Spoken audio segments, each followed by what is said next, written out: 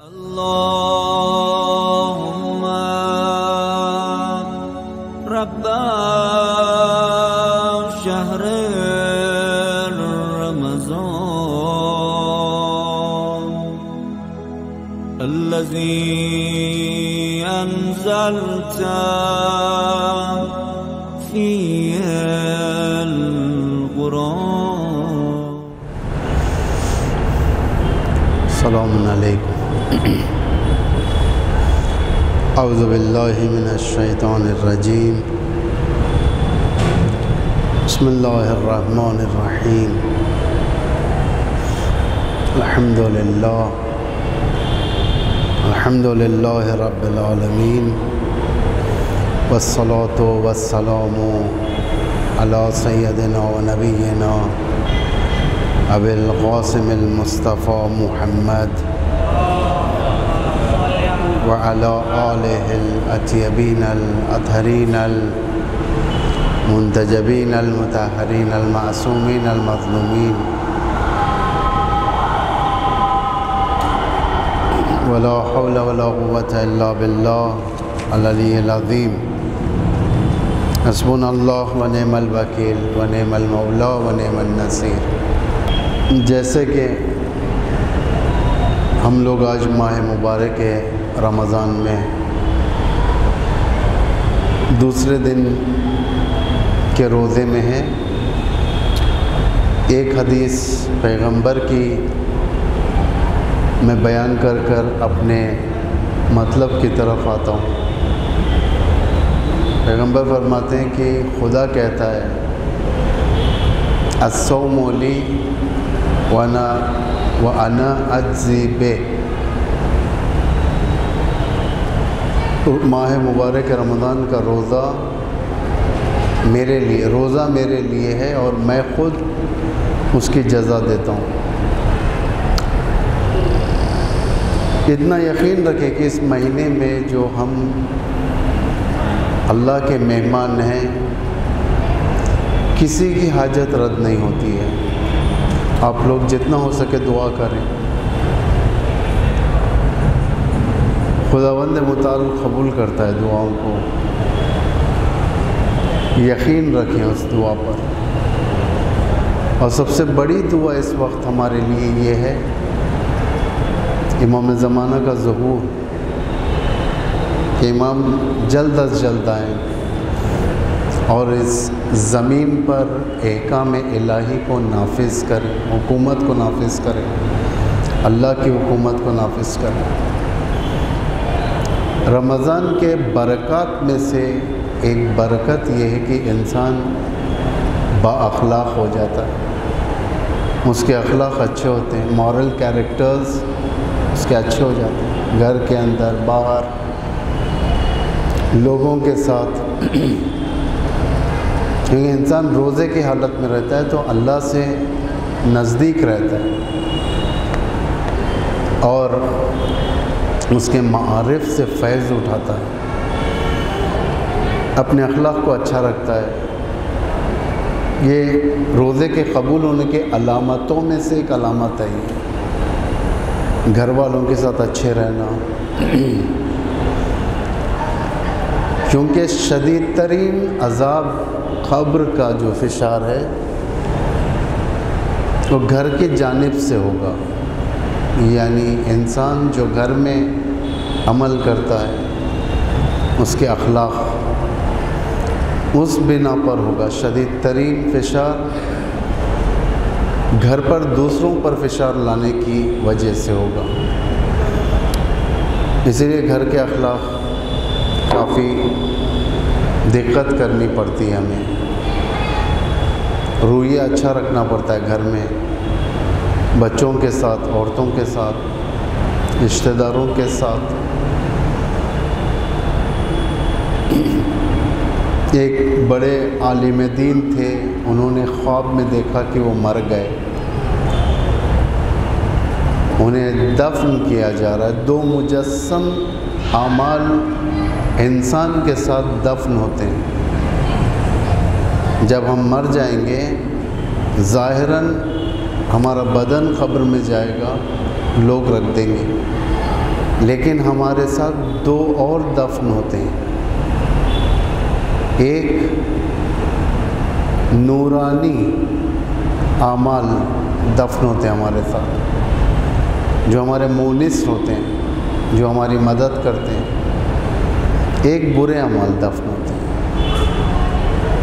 وہ عالم بزرگوار مر گئے، قبر میں چلے گئے. برے اعمال کتے کی شکل میں انہیں اذیت کر رہے تھے، بھونک رہے تھے سامنے آ کے. وہ جتنا دامن بچانا چاہ رہے تھے، کتے بھونک رہے تھے. انہوں نے اسی قبر میں، اپنی قبر میں ابا عبداللہ الحسین سے متوسل ہوئے، توسل اختیار کیا. امام حسین آئے، جیسے ہی تشریف لائے امام، وہ جو کتا تھا دور ہو گیا تھا. یہ شکایت کرنے لگے امام سے کہ یہ کتا مجھے اذیت کر رہا ہے، بہت تکلیف ہو رہی ہے. امام نے فرمایا یہ تیری زبان ہے، یہ تو جو تو گھر میں بچوں پر بھونکا کرتا تھا، رشتہ داروں کو زبان کے ذریعے سے اذیت کیا کرتا تھا، یہ وہ کتا ہے. وہ تھوڑی دیر کے بعد وہ دین سے بیدار ہو گئے. الحمدللہ، خدا شکر. وہ تو صرف خواب رہا، انہوں نے بعد میں زندگی کی اصلاح کر لی. جب ہم اس دنیا کے اندر ہیں، ہمارے اوپر حقوق ہیں، باقاعدہ حق ہیں. ہمارا وجود ہر چیز سے کنیکٹڈ ہے، داخل خارج. باہر اللہ سے کنیکٹڈ ہیں ہم، اللہ ہر جگہ ہوتا ہے، صرف باہر کی بات نہیں ہے. ہم اللہ سے کنیکٹڈ ہیں، پیغمبر سے کنیکٹڈ ہیں، ائمہ علیہ السلام سے ہماری وابستگی ہے، کنیکٹڈ ہیں ہم لوگ. قرآن سے کنیکٹڈ ہیں. اعضائے بدن کنیکٹڈ ہیں، آنکھ، کان، زبان، پیٹ، ہر چیز. یہ ایک زندگی ہے. یہ امام سے کنیکٹڈ ہیں، لیڈر سے کنیکٹڈ ہیں، غلام و کنیز سے. انڈیپینڈنٹ کوئی بندہ نہیں ہے دنیا میں کہ کوئی بندہ یہ کہے کہ میں انڈیپینڈنٹ ہوں، میں کسی سے وابستہ نہیں ہوں. ہر کوئی وابستہ ہے، ہر کوئی. ہر ایک کے حقوق ہیں باقاعدہ. دنیا کے نگاہ میں بعض حقوق ہوتے ہیں جسے رائٹس کہا جاتا ہے، جیسا دنیا نے ایکسپلین کیا ہے. مثلاً women rights, human rights, animal rights. Nature کے حقوق ہوتے ہیں، رائٹس ہوتے ہیں. جانوروں کے، انسان، ہر چیز کا ایک حق ہے. وہ حق کیسے ثابت ہوگا؟ وہ خود اس کے نجی قوانین بنے ہوئے ہیں، اس کے رولز، ریگولیشنز، جتنے قوانین ہیں سب بنے ہوئے. ہریالی کے قوانین ہیں باقاعدہ، پانی کے قوانین ہیں، سمندر کے قوانین ہوں گے. سمندر میں حدود کتنے ہوتے ہیں ہمارے. ایک انسان جو سمندر میں سیر کرنے جاتا ہے، جو سمندر سے لذت حاصل کرنے چاہتا ہے، وہ انسان سمندر کے کتنے اندر جا سکتا ہے؟ مچھلی والا کتنے اندر جا سکتا ہے؟ نیوی کتنا اندر جا سکتی ہے؟ International waters, international air space, ہوا کے حقوق، فضا کے حقوق. ہر چیز کا حق ہے. مسجد کا حق ہے، مومن کا حق ہے، بھائی کا حق ہے. چرند پرند حتی حشرات الارض، جو زمین کے چھوٹے چھوٹے کیڑے مکوڑے ہوتے ہیں، ان کے بھی حقوق ہیں. تو ہم کہاں سے سیکھیں یہ سب؟ کس کا حق کتنا ہے، کیسے ہے، سب سے بڑا حق کس کا ہے، اس کے بعد کس کا نمبر آتا ہے، یہ ہمیں مولا امام زین العابدین علیہ السلام ہمیں اس بات کی طرف تعلیم دیتے ہیں۔ جو تعلیم دیا حقوق کے بارے میں، انہوں نے اس مجلے کو، اس آرٹیکل کو، اس مقالے کو جو امام نے دیا ہے، اسے رسالۃ الحقوق کہا جاتا ہے۔ رسالۃ الحقوق، جس میں خدا کا حق بیان کیا ہے، روزے کا حق، عبادی مسائل کے بھی حق ہیں، نماز کا حق، روزے کا حق، حج کا حق۔ لفظ حق ہے اور قاف قرآن میں 280 سے زیادہ بار استعمال ہوا ہے۔ اگر صحیح ورک آؤٹ اگر ہوا ہے 287 ٹائمز لفظ حق استعمال کیا، اور ہر سبجیکٹ کے اندر حق و باطل، اللہ کے حقوق، جیسا کہ بعض قرآنی آیات میں آپ کے سامنے تلاوت کر کے بتاتا ہوں۔ فَذَلِكُمُ اللَّهُ رَبُّكُمُ الْحَقُّ، وہی اللہ تمہارا برحق پالنے والا ہے۔ خدا بعض حقوق بندوں کے اوپر ظاہر کر رہا ہے، جیسا خالق ہے خدا، بندوں کو پیدا کرتا ہے، ہم کو پیدا کرتا ہے خدا، پورا پروٹوکول مینٹین کیا ہے اس خلقت کے اندر۔ اللہ نے پورے 6 دور ہیں، 4 دور دنیا تک، 2 دور دنیا کے بعد۔ عالم زر، جہاں پر اللہ نے ہر ایک شخص سے عہد لیا، وعدہ لیا،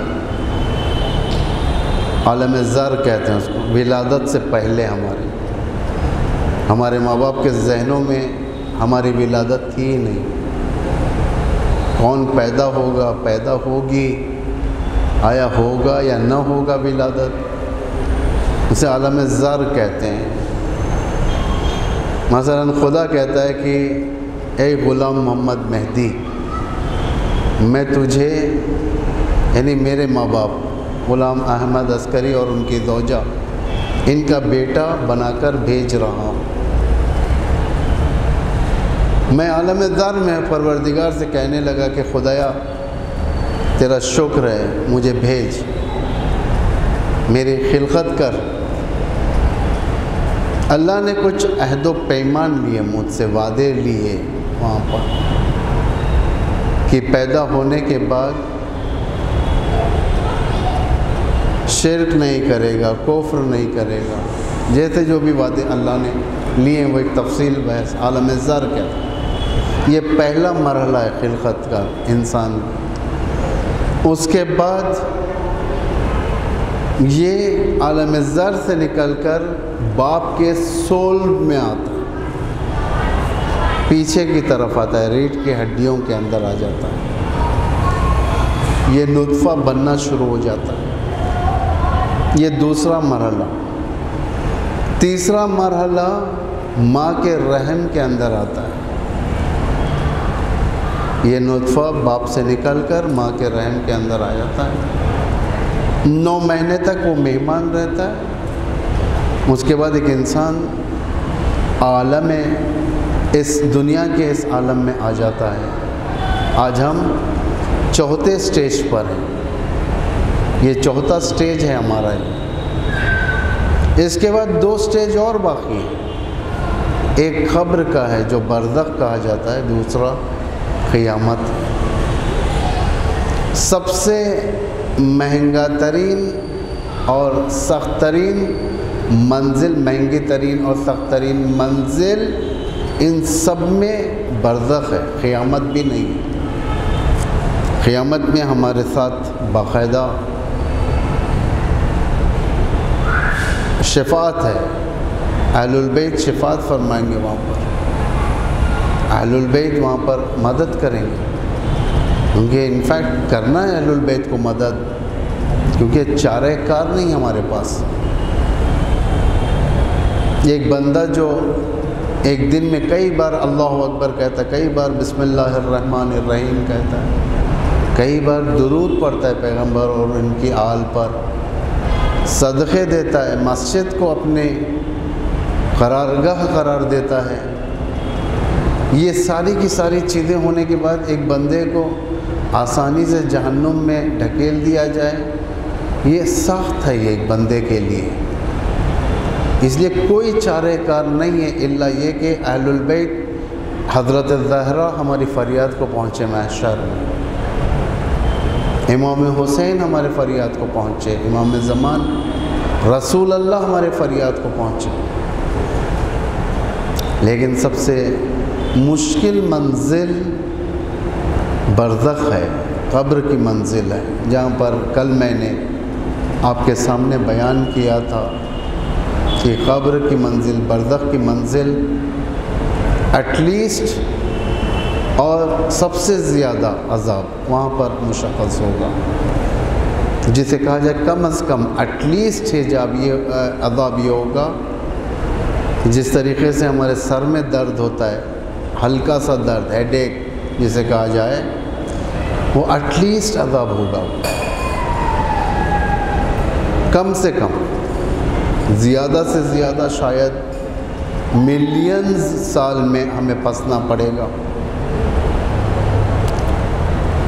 خدا کے اوپر جو ہمارے بندوں کے حقوق یہ ہیں کہ اللہ خالق ہے، فَذَلِكُمُ اللَّهُ رَبُّكُمُ الْحَقِّ، وہی اللہ تمہارا برحق پالنے والا ہے۔ یہ ایک آیت ہے یونس، سورہ یونس کی آیت ہے، 32ویں آیت۔ پھر یونس کی 5ویں آیت میں مخلوق کے معنی میں بھی ہے حق، یہاں پر الگ الگ معنوں میں آتے ہیں حق۔ وَمَا خَلَقَ اللَّهُ ذَلِكَ إِلَّا بِالْحَقِّ، بس خدا نے صرف حق کے ساتھ پیدا کیا سب کو، یعنی مخلوق خلقت کے معنی میں، ایسے بہت ہیں۔ سورہ بقرہ میں بھی ہے فَهَدَى اللَّهُ الَّذِينَ آمَنُوا لِمَا اخْتَلَفُوا فِيهِ مِنَ الْحَقِّ۔ سورہ یاسین کی آیت ہے لَقَدْ حَقَّ الْقَوْلُ عَلَىٰ أَكْثَرِهِمْ۔ الگ الگ معنی میں استعمال ہوا ہے، حقوق بہت ہیں خدا سے۔ قرآن کا حق ہے، حق تلاوت جسے کہا جاتا ہے، زیارت کا حق ہے،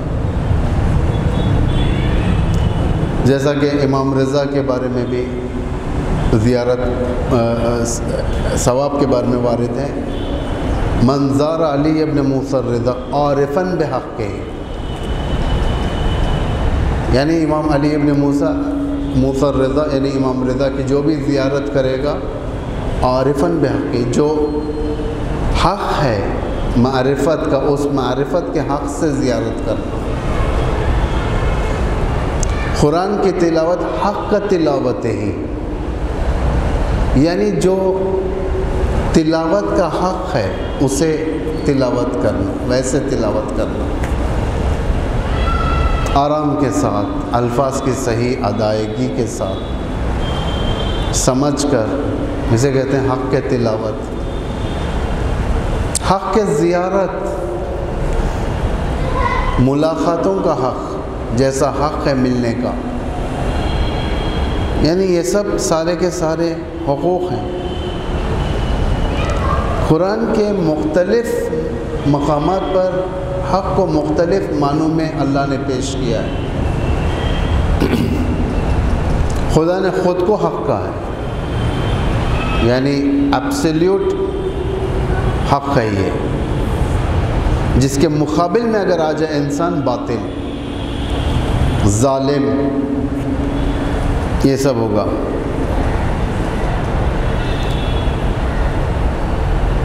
بہت سارے ہیں، دین خدا کے بارے میں یہ سب اصطلاحاً جس کی تعریف اگر کیا جائے کہ حق بشر کے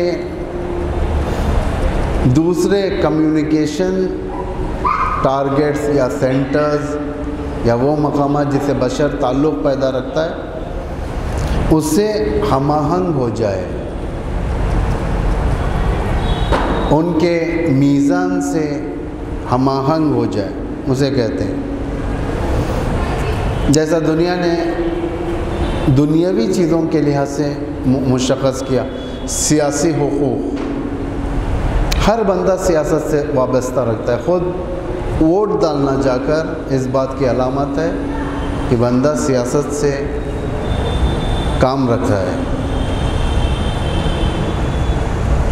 خود سیاسی حالات کی طرف توجہ دینا، اسے اخباروں میں پڑھنا، یہ حق ہے اس کا۔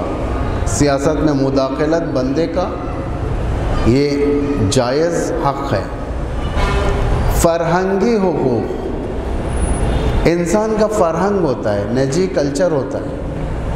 ہندوستان تمدنوں کی ایک زمین ہے جس میں بے حساب تمدن پلتے ہیں۔ ہندوؤں کا ایک کلچر ہے، کرسچینٹی کا ایک کلچر ہے، ہمارا کلچر ہے مسلمانوں کا، مسلمانوں میں سنیوں کا ایک کلچر ہے، شیعوں کا ایک کلچر ہے۔ یہ انسان کے جائز حقوق ہیں یہ سب۔ ہمارا کلچر دوسروں کے کلچر سے بالکل مختلف ہوگا۔ ہندو مذہب میں بھی عزاداری ہوگی، لیکن ہماری عزاداری ان کی عزاداری سے فرق کرے گی۔ ان کی خوشی ہماری خوشی سے فرق کرے گی، ان کے حالات، ان کی عبادتیں، ان کے رسومات ہمارے رسومات سے بالکل فرق کرتے ہیں۔ کلچرل رائٹس جسے کہا جائے کہ جسے انسان کو معرفی کی گئی ہے۔ اقتصادی حقوق، اکانومی، حق ہے انسان کا۔ ایوری منتھ پہلی کو اس کے اکاؤنٹ میں سیلری آنا اس کا حق ہے، بشرطے کہ انسان کام کرنے والا ہو۔ امام کا حق ہے، خمس امام کا حق، زکوٰۃ ہے۔ زکوٰۃ میں غربا کے حقوق ہیں، مختلف حقوق ہیں جو قرآن بیان کر رہا ہے، کس کو دینا ہے، کہاں پر دینا ہے۔ صدقات میں حق ہے، عورتوں کے حقوق، جینے کا حق، آزادی کا حق، مساوات حق، شادی کے حقوق، یہ سارے کے سارے حقوق ہیں۔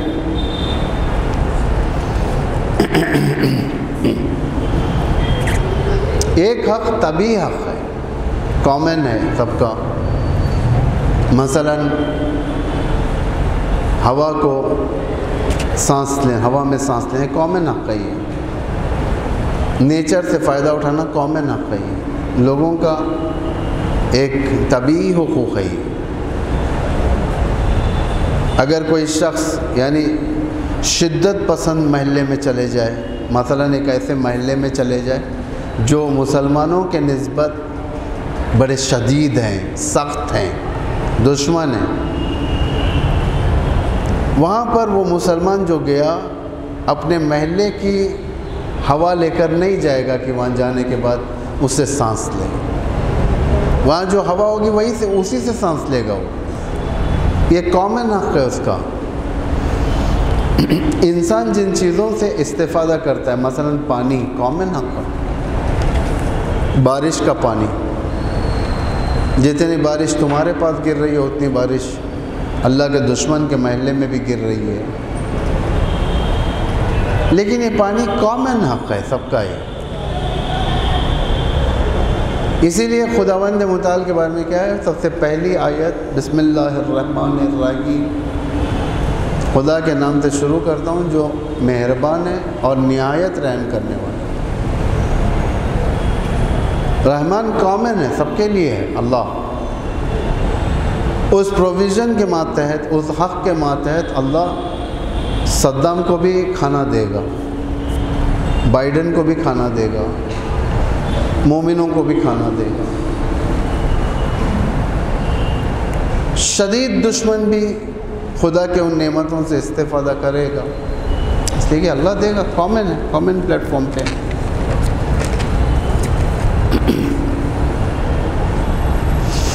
بعض حقوق ہمارے اللہ پر ہیں اور اللہ کے بعض حقوق ہم پر ہیں۔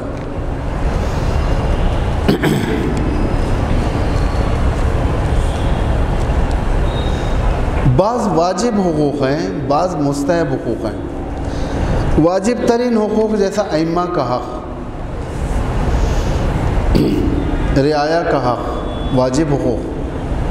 ایک انسان ووٹ لے کر لیڈر بن جائے اور صرف بن کر بیٹھ جائے تو جائز نہیں ہے، یہ رعایا کا حق ادا کرنا چاہیے۔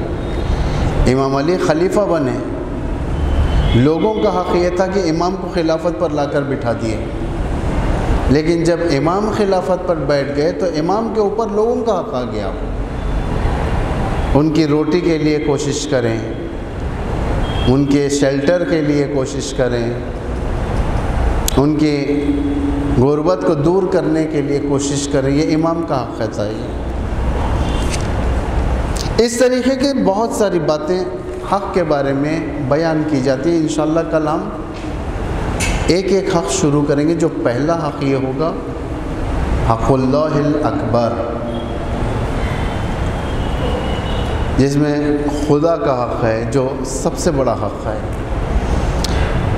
امام فرماتے ہیں اما حق اللہ الاکبر، کہ خدا کا حق جو تمام حقوق میں سب سے بڑا حق ہے۔ بہت اچھا رسالہ ہے۔ فَإِنَّكَ تَعْبُدَهُ لَا تُشْرِكَ بِهِ شَيْئًا، اللہ کا حق یہ ہے کہ تم اس کی عبادت کرو اور کسی بھی اینگل سے اسے شریک نہیں ٹھہراؤ۔ شرک کے بہت ساری قسمیں ہوتی ہیں، اگر توفیق حاصل ہوگی تو تھوڑا بہت ان چیزوں کی طرف بھی ہم اشارہ کریں گے۔ فَإِذَا فَعَلْتَ ذَلِكَ بِإِخْلَاص، اگر تم خلوص کے ساتھ اس کی عبادت کرو گے، جعل لک علی نفسہ، خدا نے اپنے اوپر لازم قرار دیا ہے، ان یکفیک امر الدنیا والآخرہ، کہ اللہ نے اپنے آپ پر لازم قرار دیا ہے کہ تمہاری جو دنیاوی اور اخروی مشکلات ہوتے ہیں، جو ہرڈلز ہوتے ہیں، اللہ نے وعدہ کیا کہ اس کو میں خود برطرف کروں گا۔ یحفظ لک ما تحب منہا، تمہارے لیے تمہاری محبوب و پسندیدہ چیزوں کو محفوظ رکھے گا۔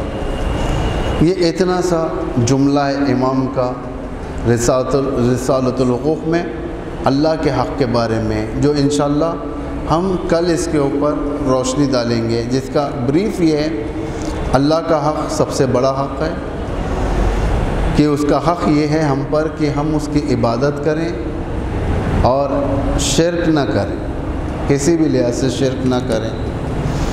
اگر ہم اخلاص کے ساتھ، آنیسٹی کے ساتھ ہم اللہ کے حق کو ادا کریں گے، اس کی عبادت کو اخلاص کے ساتھ انجام دیں گے، اس کی بندگی کو اخلاص کے ساتھ انجام دیں گے، اللہ نے گارنٹی لی ہے کہ میں تمہارے دنیا و آخرت کے امور میں کافی ہوں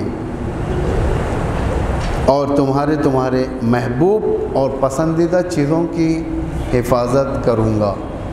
یہ سب سے بڑی چیز ہے۔ یہ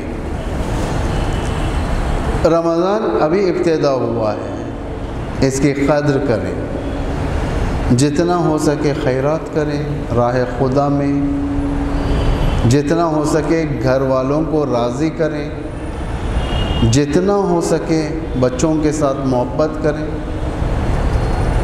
اور سب سے بڑی چیز یہ ہے کہ اس مہینے میں روزے کو اخلاص کے ساتھ رہیں۔ صرف اور صرف روزہ رہنا ہے، ایک فارمیلٹی انجام دینا ہے، یہ نہیں ہونا چاہیے۔ اس کے لیے خود خدا سے دعا کریں، توفیق دیں۔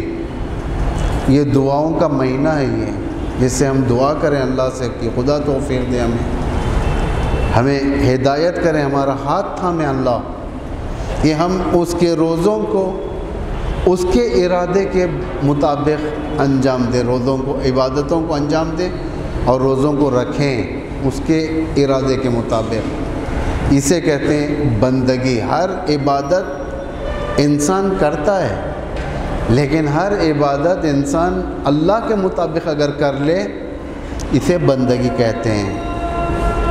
والسلام علیکم ورحمۃ اللہ وبرکاتہ۔